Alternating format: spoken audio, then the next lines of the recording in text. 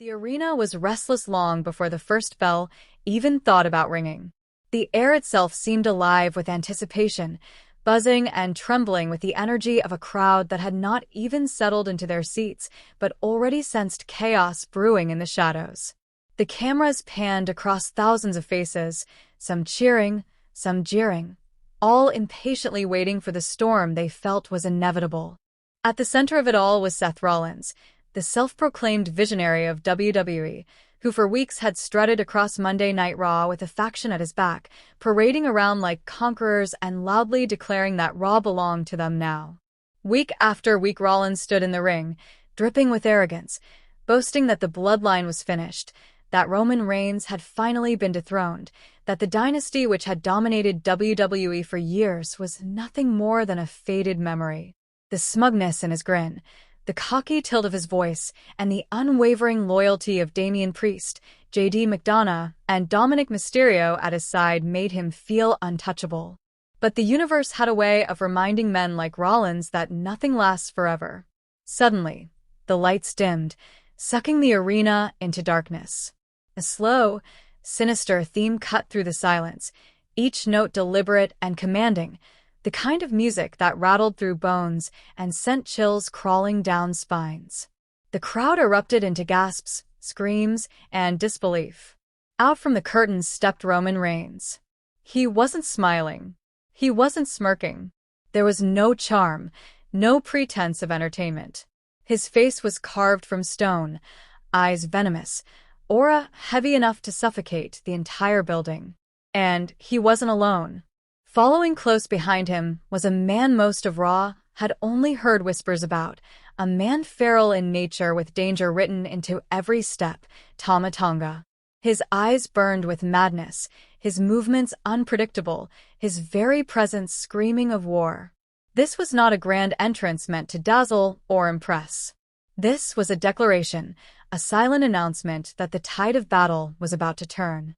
The commentary team was scrambling for words, their voices cracking with shock. They kept repeating that Roman Reigns and his ally didn't belong here, that this was Monday Night Raw, Seth Rollins' domain, not SmackDown, not Roman's kingdom. But Roman didn't care. He walked with purpose, grabbed the microphone, and locked his cold gaze on the hard camera as if addressing the entire WWE Universe directly. His voice dripped with venom as he spat his truth. You people really thought I was done? You thought Seth Rollins and his little disciples could bury me? Raw belongs to me whenever I decide it does. And Seth Rollins, you've been living on borrowed time. The audience booed mercilessly, a storm of hatred crashing down upon him, but Roman didn't flinch. He stood tall in the center of their hatred, a man unshaken by noise. Meanwhile, Tama Tonga paced the ring like a rabid dog, his wild grin promising blood, his energy so unhinged it looked as though he could attack at any moment. Just when it seemed Roman had come only to issue threats, the familiar theme of Seth Rollins blasted through the arena speakers, shaking the very foundation of the building. The crowd roared, half in support, half in shock at what was unfolding. Seth emerged, his faction at his side, striding with his trademark arrogance. Damian Priest looked ready for war, JD McDonough shadowing with intensity, and Dominic Mysterio puffed himself up in false bravado. Rollins' smirk was unmistakable. He wasn't intimidated. He was cocky, reckless, convinced that Roman Reigns was a relic of a bygone era. With microphone in hand, Seth fired back immediately. Roman, you're desperate. You had your time, but that time is over. This is my faction, my show, my world now. You can bring Tama Tonga, you can drag anyone else from the shadows, it won't matter. This is the Rollins era, and you're just clinging to scraps of what's left of yours. Roman's lips curled into a smile, a dangerous smile, the kind that promised destruction and left no room for mercy. Before words could escalate further, Tama Tonga lunged, charging straight at Rollins' faction, and instantly the entire arena exploded into chaos. Fists flew in every direction, referees scrambled, security swarmed the ring, but the violence could not be contained.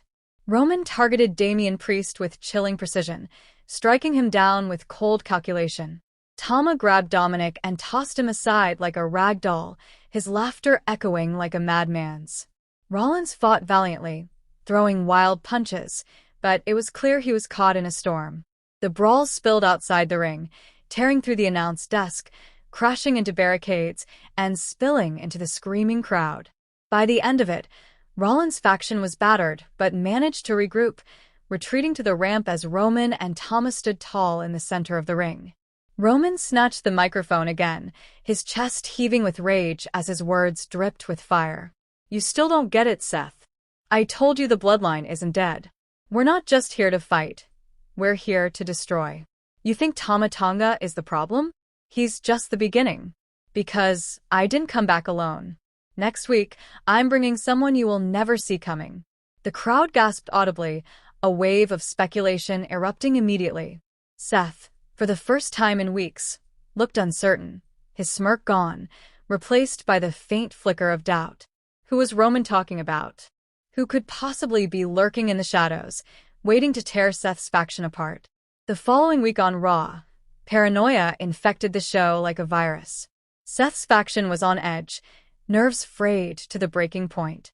Rollins barked orders with desperation in his voice. JD and Dominic looked restless and jittery, while Damian Priest tried to steady the group, though even he betrayed unease. Everyone knew Roman had promised a mystery partner, and everyone knew that meant war was about to reach its next level.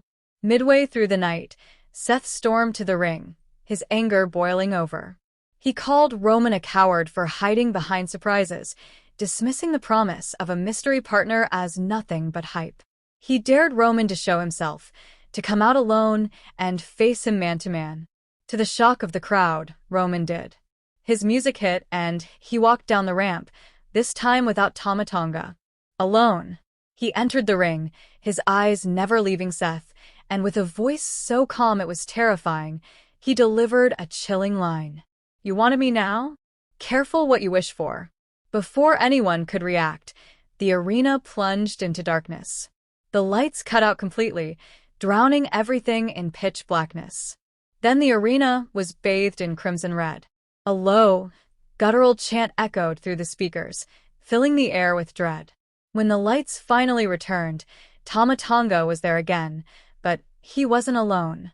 At his side stood a figure the WWE Universe had not seen within its walls before. The sight was enough to rip the roof off the arena. A black leather jacket draped over his broad shoulders, cold eyes piercing the crowd, and a smirk so sharp it could cut steel.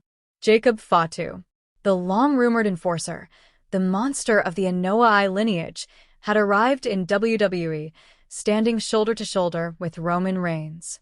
The building shook as disbelief turned into shock, and shock into raw chaos. Twitter exploded in real time. Commentators shouted over each other, voices cracking with disbelief. This wasn't just another cousin, another ally in Roman's corner. This was a wrecking ball, a man born for destruction, a beast that